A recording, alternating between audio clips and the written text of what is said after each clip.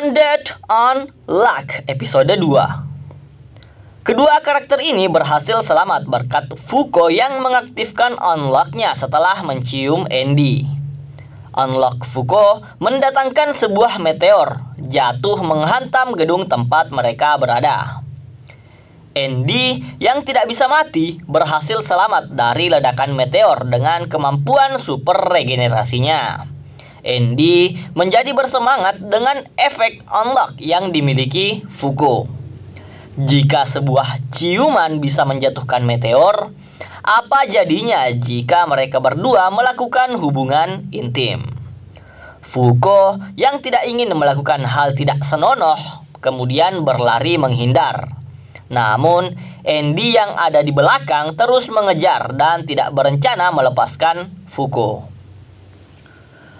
Pada akhirnya, Andy berhasil menangkap Fuko di sebuah gang dan memintanya agar mereka berdua segera melakukan adegan panas. Sebenarnya, Andy bukanlah orang yang jahat dan mesum. Dia hanya ingin memanfaatkan unlock milik Fuko agar dirinya bisa mendapat kematian yang sesungguhnya. Di lain sisi, Fuko berpikir keras bagaimana cara dia bisa menyelamatkan diri dari situasi ini. Fuko kemudian terfikirkan sesuatu.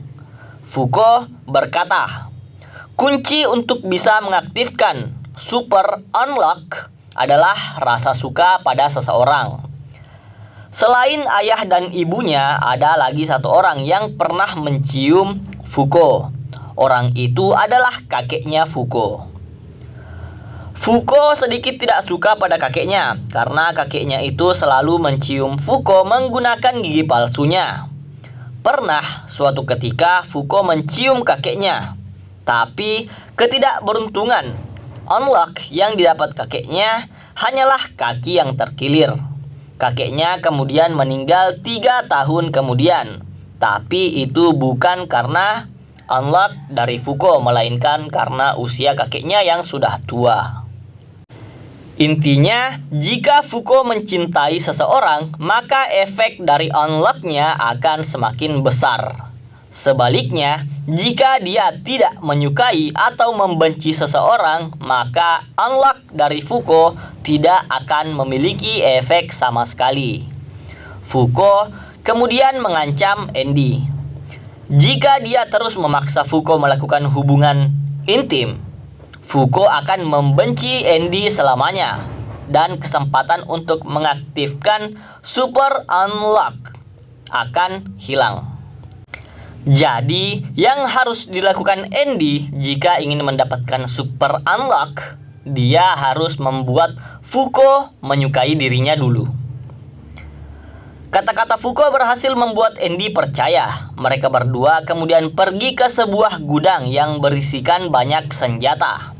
Fuko dipakaikan baju pelindung dan helm anti peluru buat jaga-jaga jika mereka mendapat serangan lagi. Andy kemudian mulai bercerita. Di dunia ini ada kelompok organisasi yang akan memburu dan menangkap orang-orang seperti Andy dan Fuko yang memiliki kemampuan aneh. Andy menambahkan, 50 tahun yang lalu, dirinya pernah ditangkap oleh organisasi yang mengejar mereka kemarin. Alasan kenapa Andy bisa tertangkap, karena organisasi itu tidak hanya beranggotakan manusia biasa, tetapi ada juga orang-orang yang memiliki kemampuan yang disebut Negators, yang bekerja untuk organisasi tersebut. Singkatnya, organisasi itu mengirim Negators untuk menangkap orang-orang seperti Andy dan Fuko. Menangkap orang-orang yang berada di luar organisasi mereka. Saat tertangkap, Andy menghabiskan waktunya kurang lebih 10 tahun terkurung di dalam lab. Bisa dibilang organisasi itu menangkap orang-orang seperti Andy dan menjadikan mereka bahan eksperimen di dalam lab untuk mengetahui bagaimana kemampuan mereka bekerja. Jika Fuko tertangkap, kemungkinan bagian tubuhnya akan dipotong menjadi beberapa bagian untuk dijadikan bahan eksperimen. Setelah pembicaraan singkat itu, mereka kemudian berkendara tanpa tujuan. Di sini, Fuko ketakutan dengan berkendara di tempat terbuka seperti ini. Cepat atau lambat mereka pasti akan tertangkap. Andy berusaha menenangkannya karena dia sudah berjanji akan menjaga Fuko, membuatnya jatuh cinta pada Andy hingga akhirnya mereka bisa melakukan hubungan panas untuk mengaktifkan Super Unlock. Fuko tidak habis pikir. Rupanya sampai saat ini Andy masih memikirkan hal tersebut. Saat mereka sedang berkendara, sebuah retakan muncul di atas langit, diikuti dengan dua orang yang keluar dari retakan itu dan langsung menyerang mereka berdua. Fuko tidak mendapat luka yang berarti berkat baju perisai yang dia gunakan. Tapi sayangnya, karena serangan barusan, mereka berdua terpisah. Fuko tertangkap dan tidak bisa menggerakkan kakinya karena kemampuan dari orang yang berdiri di belakangnya. Si robot memerintahkan temannya untuk membunuh Fuko segera karena mereka berdua hanya ditugaskan dalam misi ini untuk menangkap undead. Di sini, temannya menolak karena dia ingin mengobrol sedikit dengan Fuko. Orang yang menggunakan armor seperti robot bernama Void, dan laki-laki yang menggunakan kostum pakaian Cina adalah Shen. Saat kedua orang ini sedang berbicara, Andy kembali muncul dan coba menyerang si robot. Namun tubuhnya tiba-tiba tidak bisa digerakkan. Seketika, si robot langsung menghajar Andy dengan tangan besinya. Sama seperti Andy, Void dan Shen juga seorang Negators, juga seorang yang memiliki kemampuan aneh. Jadi wajar saja jika mereka berdua juga memiliki kemampuan. Dari kejauhan, Fuko berteriak ke arah Andy. Dia berkata, orang yang mengganggu pergerakan Andy barusan adalah orang yang berdiri di belakangnya. Di sini, Andy memiliki anggapan yang berbeda. Jika pria dengan kostum aneh itu membuat Fuko tidak bisa menggerakkan kakinya, berarti orang lain yang membuat Andy tidak bisa bergerak pastilah si robot di depannya. Tepat setelah si robot mendaratkan pukulannya, barulah Andy bisa kembali bergerak. Andy menyadari kemampuan dan kelemahan si robot. Ketika si robot dalam posisi menyerang, kemampuannya adalah membuat musuh tidak bisa menghindar. Tapi setelah dia mendaratkan satu serangan, efek dari kemampuannya akan menghilang. Berarti yang harus dilakukan Andy adalah menerima serangan si robot, baru setelah itu dia bisa memberikan serangan balik.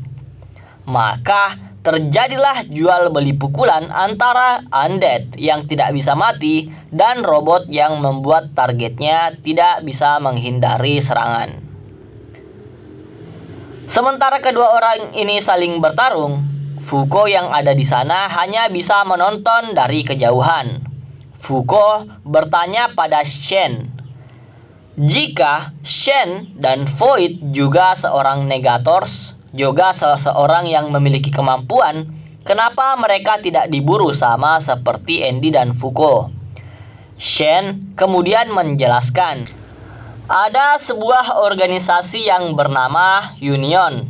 Dalam organisasi ini, ada tim khusus yang beranggotakan 10 orang yang memiliki kemampuan. Jika orang yang memiliki kemampuan bergabung dalam tim khusus ini, mereka akan disebut sebagai Negators, dan mereka akan terbebas dari kejaran.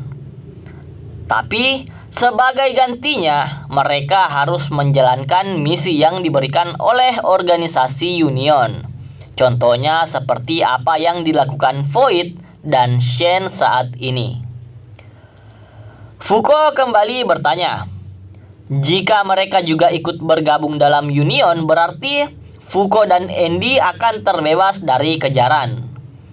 Void muncul dan memotong pembicaraan. Dia berkata, saat ini Union tidak menerima anggota baru karena ke-10 kursi telah terisi, jadi tidak ada tambahan anggota ataupun perubahan dalam daftar anggota. Andy muncul dan menyelamatkan Fuko dari kedua orang itu. Setelah mendengar apa yang mereka bicarakan, Andy berencana untuk bergabung ke dalam Union agar mereka berdua tidak lagi diburu. Karena Union sudah memiliki 10 anggota tetap, Andy bermaksud untuk menghabisi kedua Negators yang mengejar mereka agar dia dan Fuko bisa mengisi 2 kursi yang kosong yang kehilangan pemiliknya. Andy juga berkata, dia akan selalu menjaga Fuko bagaimanapun keadaannya nanti. Karena Andy baru saja menyentuh Fuko, hal itu memicu unlock milik Fuko. Sebuah mobil truk tiba-tiba hilang kendali dan meledak saat menabrak ketiga orang ini. Si robot raksasa tidak mendapat goresan sama sekali. Dia juga berhasil melindungi rekan satu timnya. Andy berpindah ke sebuah gedung. 2 Negators yang bersamanya juga mengejarnya kemanapun dia pergi. Andy tidak diuntungkan karena dia dikepung oleh 2 orang sekaligus. Saat Andy bersembunyi, dia melihat sebuah bahan peledak yang sudah terpasang di setiap sudut bangunan. Rupanya, mereka bertiga saat ini berada di dalam sebuah gedung yang akan segera dirubuhkan. Di luar gedung, pekerja proyek menghitung mundur dan boom, bangunan itu meledak bersamaan dengan 3 orang yang ada di dalamnya. Si manusia robot berhasil selamat lagi. Dia mengira sudah menang saat ini karena melihat Andy yang terkubur di bawah reruntuhan. Namun ternyata dia salah. Yang dia lihat hanyalah potongan tangan Andy. Andy muncul dari belakang dan menembakkan jarinya tepat ke kepala si robot dan langsung menghabisinya. Berkat kemampuan regenerasi yang dimiliki Andy, dia bisa menembakkan jarinya seperti sebuah peluru. Dan 1 orang Negators berhasil dikalahkan. Hanya tersisa 1 orang lagi, yaitu Shen. Shen bertanya kepada Andy, kenapa dia masih ingin bertarung. Bukankah dia sudah bisa mendapatkan 1 kursi kosong dan bergabung ke dalam Union? Andy kemudian menjawab, dia masih ingin bertarung karena dia membutuhkan 2 kursi kosong untuk dirinya dan Fuko yang akan bergabung ke dalam organisasi Union. Andy maju menyerang Shen, namun tubuhnya tidak bergerak sesuai perintah. Fuko yang berhasil sampai ke sana melempar pedang kepada Andy. Namun saat Andy berhasil mendapatkan pedang itu, tubuhnya menjadi tidak bisa digerakkan. Dia tidak tahu apa dan bagaimana kekuatan Shen bekerja.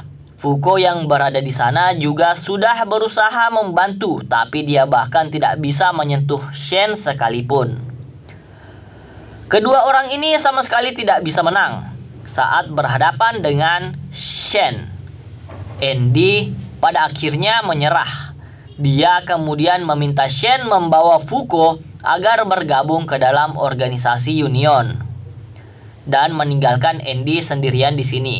Atau dia juga boleh menangkap Andy sebagai tawanan dan dijadikan bahan eksperimen.